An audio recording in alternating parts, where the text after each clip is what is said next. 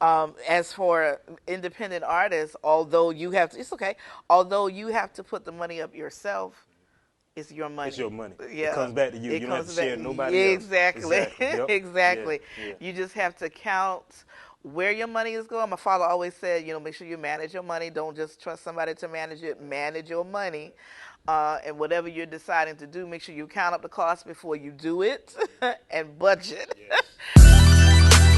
Chip on my shoulder. Yeah, yeah. I got something to prove, like a gun in a holster. Yeah, yeah. Loaded, ready to shoot. Got big energy. Yeah. Ain't scared to dream. Got big energy. Got big energy. You know this a different energy, right? Tell us about your novel. Honest Coffee. Okay, well, I went through depression in 2002. I lost my voice and didn't care that I lost my voice because I didn't feel the music. I was just really going through. And so I went to Chicago, my favorite city, and I just got away for a while. And for the first time in a long time, I started writing music while I was in Chicago. I was like, okay, I feel a breakthrough. I'm getting my joy back. And so from that was the first solo project, Think on These Things. Once I released that, then I started, writing, just journaling things that I'd gone through. And that my circle of friends, what we'd been going through at the same time. Normally, I'm the one that everybody comes to. But at that time, I just wasn't strong enough. And they were like, what are we going to do? Shonda's down, And so from there, I just wrote things that we were going through, reflections, lessons that I learned, and the joy at the end. And I just changed names of characters. And, that's how the story developed. So it's pretty much your therapy. Yeah. This book was your therapy. That and the album, the first album, it was very therapeutic. Yeah. That's what it was. So that what got you out your funk, you writing the book and just making that first album? Yep. Were you signed to any record label? Nope. Well, I can't say I had a deal, but there was a friend who had a record label, and he was like, I want to put this out. And so I was like, all right, let's just go ahead and do it, because we were pretty cool. I'd done a lot of work with him before, and we did, but we didn't have any financial backing to push it, and so that was a learning experience for me. I always own my own music, so I can always use my song, record it, whatever, because it's mine. Yes. So from that, and being that right there opened doors. Meeting different people, like Shirley Caesar, although I met her when I was a kid, but of course she didn't remember that. And Bobby Jones, being on the Bobby Jones show twice that year, it just opened up a lot of opportunities and letting me see, okay, this is what needs to happen if you're going to do it again. And so that was like the spark. And and from that album to the one that's out now, Traveling, I mean, it's so much growth. Yeah, that's my next question. Tell us about your new album, Traveling, and your release single, Step Right In. Okay. Traveling is basically what it is. I took it from the title cut, While Traveling Through. And that has my friend Lemmy Battles out of Chicago. She's on there. And Richard Gibbs, that's Inez Andrews' son. He's on the organ. And from that, it's a choir song, very churchy. And from that, just adding the different songs that I had been writing and realizing this is some good traveling music. And a lot of people, they were like, you can just pop this in and go where you're going. And before you even realize it, you're at your destination. And, and so it's 15 tracks. Yeah. So, yeah, that traveling, it encompasses a lot of what I'd gone through since the last album. I lost my father. Well, I don't want to say I lost him because I know where he is, but there you go. he passed away. But even in that, there's the last part of the album is totally dedicated to him because we just had this connection, And even he would visit me in dreams. And the last two songs on the album, he gave to me in my dreams. Wow. And when people hear it, they're like, that sounds like your dad. I said, I know. And my aunt, my late aunt Barbara, she was like, you sure your dad never sung this to you? I said, no. No. She was like, it sounds just like him. I said, because it is him. Yeah. That's amazing, man, because I see a lot of people tell me they loved ones come to them and dream.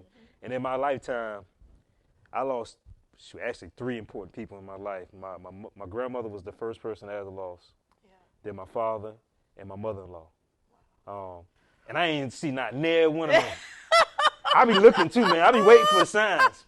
So tell me, how does that feel for your father to come in your dream? And I be looking too. I be waiting. My wife, you know my wife. Yeah. She be telling me how mom be coming to her, and I be feeling away. Miss Greg, I feel away because you ain't come to me yet, and I love you just as much. You feeling some type of way about it? It happens, in different ways to different people. Yeah. But for me, so let me back up. When my Aunt Ethel, that was my closest aunt, when she passed, I was working. I was at my desk, and I knew she'd been sick, and they were saying, it could be any moment. But tears just started flowing. It was really heavy. I was like, oh, my God. And it was like she was telling me bye. Because right after that, her son called, and he was hysterical. I said, I already know. So that's the only time that had happened. My father, he visited after, in dreams. It would and the dreams would be so vivid. It's like, when it's a dream and when it's a visitation. There's a totally different feeling. And there were 2 visitations. And, I wasn't scared. I was mad that he was gone when I woke up. I was like, man, shoot. Yeah. This episode is sponsored by Aftermath Lawn Service and Landscaping, mowing, mulching, straw, pressure washing, and more. You can call owner Edward Brown at 803-464-7605. Again, that's 803-464-7605. Train So Hard University, where it's just not a movement, it's a lifestyle. You can contact myself, Excalibur Miller, on Facebook, or my Instagram, The Miller Experience, or you contact my brother, T. Miller, on Facebook, or on Instagram, Prodigal Son 36. If you're interested in being a sponsor for Shop Talk or the Miller Experience, you can contact myself, Ernest Miller, at 803-565-9752. Or you can hit me up on my email at eaenestmiller83@gmail.com. You can also make contact with my producer, Victor Wesley of Vic West Production. His telephone number is 803-225-0021. Also, his email address is vicwestp@gmail.com. So let me ask you this. So I know your album is pretty much, it's church vibe pretty much. But people like Kurt Franklin, Mary, if you listen to their music now, they all going that hip hop route. You ever thought about going that route? Nah, that's not me. That's not you? What I'm saying is not rapping. Well, they have some rappers on there, but you can tell like they melody, they cadence. Yeah. It's not really me. I have some contemporary songs on there, but like there's this one song, I Declare I've Been There. My friend Donald Godbolt, he had music, and he was like, I need a song. All he had was the music. Yeah. And I was like, okay. And so I kind of heard melodies going on, and it's probably the closest thing to urban contemporary that's on there. But the hip hop isn't for me. I don't think even if I tried, I think it would be a mess. I get it. Because it's just not in me. I get it. So I know we was talking about earlier, behind the scenes, we talking about entrepreneurship. I'm big on that. I know you big on that. For you to be an independent artist, you basically an entrepreneur. Yeah. So how has the internet and social media made being an independent artist more attractive or easier? Well, definitely easier. Because, you think about it, like I said earlier, you don't have any big conglomerate backing you financially. Back in the day when you had these record deals, they just put a certain amount of money up for you to promote it, or they would promote it or whatever, but their job was to make money off of your sales. Yeah, so you didn't get anything. As for independent artists, although you have to put the money up yourself, it's your money. It's your money. Yeah. It comes back to you. You don't have to share nobody else. Exactly. Yep. Exactly. Yeah. You just have to count where your money is going. My father always said, make sure you manage your money. Don't just trust somebody to manage it. Manage your money. And whatever you're deciding to do, make sure you count up the cost before you do it and budget. Yes. So, you've got to do all of those things, and you'll be successful. Of course, people always say, well, just pray, God will bless. God gives you knowledge. Yeah, give you knowledge, yeah. He gives yeah, you yeah, you knowledge. can pray for all you want, man, but like I said, if you ain't got a little common sense and you ain't putting the work in, he ain't going to bless you with it. No, you've got to work. Yeah. You've got to work. And, I think the social media makes it a whole lot easier as far as exposure. Because you don't have anybody pushing your album here, pushing it there, whatever. But if you've got a good following on social media, those people will push it for you. Yeah. There you go. Yeah. So I'm assuming that signing a major label deal would be less appealing to you. Oh, no. I got my own record label. What I need them for?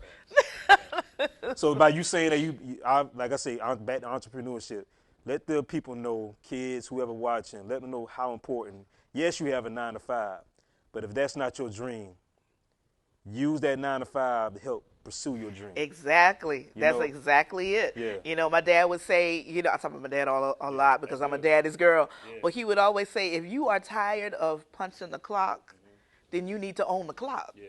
Let somebody work for you. And it takes, you're going to need that 9-to-5 to build up revenue, save your money. Save your money, yeah. Because you know what you have, that dream that you have. It takes money in order to make money, but you need to get the money first. Facts. Like I was telling you, I work Highway Patrol full time, but I'm also a personal trainer. Yeah. So my Highway Patrol money go to the bills. My personal trainer go to pay this guy here. There you go. My dream. You know what I'm saying? So, Yeah. So what's the name of you work for a radio station, or do you have your own radio station? I don't have my own radio station. I have a radio show. Okay. Called the Old Landmark Gospel Hour, Okay. where I spin music, riding the waves of nostalgia back to when gospel music was straight churchy. And so when you tune in, you're going to hear that sound that you grew up listening to on Sunday mornings when mama turned the radio or grandmama turned the radio on and you heard James Cleveland or Shirley Caesar or somebody or the Mighty Clouds of Joy. You heard that stuff. And so people were missing that. Like you were talking about earlier, they hear a lot of the contemporary, the urban contemporary, the hip-hop, the gospel rap. They hear a lot of that, but that gospel churchy sound, they don't hear it anymore.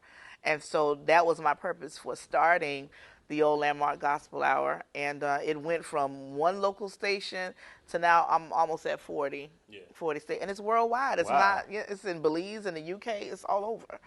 Yeah. How many times a day do you do that? You do that every day, or? Nope. What I do, I air one show a week. I'll tape it. I'll send it out to the stations. Most stations will air it on Sundays. But then you got some stations, I'm like their morning inspiration show. And so they just go back to my archives because I'm at 6 years now, so I got a lot of material. And so I'm their morning show, like 5 to 6 every morning. Amazing. Yeah. So what made you start that? Because people wanted to hear that churchy music they don't hear anymore, and I got it. It's in my head. I've got records. I'm talking about real records, vinyls, like double-sided and everything. And it's in my head. So if there's a song that somebody wants, and they're like, "Do you know who made the song?" and they'll sing it. Oh, yeah, that's Dorothy Norwood. It's got to be Rain in Your Life. You got it? Yeah, I got it. What you talking about? So I had. It's like you have the knowledge. You've got the gifts. You've got, the provision. So what else you waiting on to do it? There you go. Go ahead and do it. I agree. To be continued. Make sure you check out the next episode. And also you make sure you like, subscribe, and comment on my YouTube channel, The Mill Experience. And now we also on Spotify, Apple, and Amazon. Make sure you download. Peace. Said I can't be successful by sticking messages in rap, but God's with me. Who told you being intelligent is whack? So place your bets. My faith is fresh. I'ma make it stretch. Cause I sat there eye to eye with the face of death. And you ain't putting work in unless